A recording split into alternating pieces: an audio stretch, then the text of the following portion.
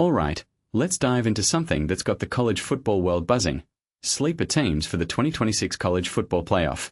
Now, I know what you're thinking. Sleepers? Really?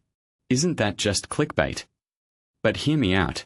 What makes this really interesting is that every season, there's always that one team that comes out of nowhere and shakes things up. Indiana winning a national championship? Nobody saw that coming. So, let's talk about 8 teams that could pull off something similar this year, and trust me, some of these names might surprise you. First up, TCU. Personally, I think the Horned Frogs are being slept on way too hard. Yeah, they had that heartbreaking CFP title game loss in 2023, but here's the thing, Sonny Dykes knows how to develop quarterbacks. Jaden Craig, the Harvard transfer? Dude was one of the hottest names in the portal. If he clicks in that air raid offense, TCU could absolutely win a weak Big 12. And let's not forget, they get BYU and Utah at home. The real test? That Thanksgiving game at Texas Tech. If you take a step back and think about it, this could be the year TCU reminds everyone why they were once a powerhouse. Now, let's talk UNLV. Dan Mullen at the helm? That's a game changer. What many people don't realize is that Mullen has a knack for maximizing quarterback talent, and Jackson Arnold could be his next project. Pair that with Jayden Thomas in the backfield, and UNLV's offense could be electric. Their schedule is also pretty forgiving. Cal as a Power 4 opponent? Beatable. And with Boise State out of the Mountain West, the path to a conference title is wide open. In my opinion, UNLV has a real shot at being the group of 6 CFP rep. Next, South Carolina. Last year was a disaster, no doubt. But here's where it gets fascinating. New offensive coordinator, new offensive line coach, and an overhauled O-line. Lanora Sellers has the talent, but he needs time to throw. If the line holds up, this offense could go from 104th in scoring to a legitimate threat. Defensively, they're solid. The schedule's tough, but remember that 30-3 halftime lead over Texas A&M last year? That's the ceiling. If they hit it consistently, the Sec's complaints about not getting enough CFP bids might just work in their favor. Minnesota is another team I'm keeping an eye on. PJ Fleck has a roster loaded with experience, and Drake Lindsey is being talked about as a first-round NFL prospect. The Gophers' schedule is no joke. Wisconsin, Iowa, Michigan, Penn State.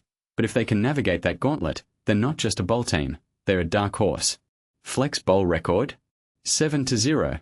That's not a coincidence. This team could surprise a lot of people. Now, Louisville feels like the most obvious sleeper on this list, but let me explain why they're still underrated. Jeff Brome has consistently won 9 games a year, but it's always been one bad loss holding them back. This year, their schedule is perfect. No Miami, no Clemson, and they get Florida State at home. If Lincoln Kienholz lives up to the hype, the Cardinals could finally break through.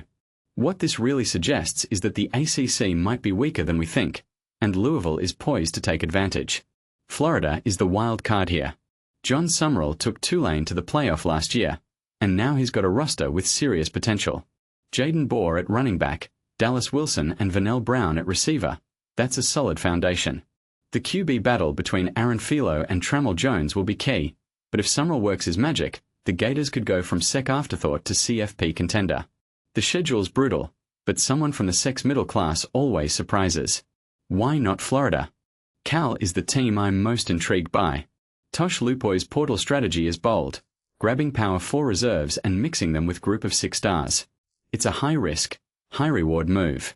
And Jaron Sagapaloodle? If he takes a leap, the Bears could be dangerous.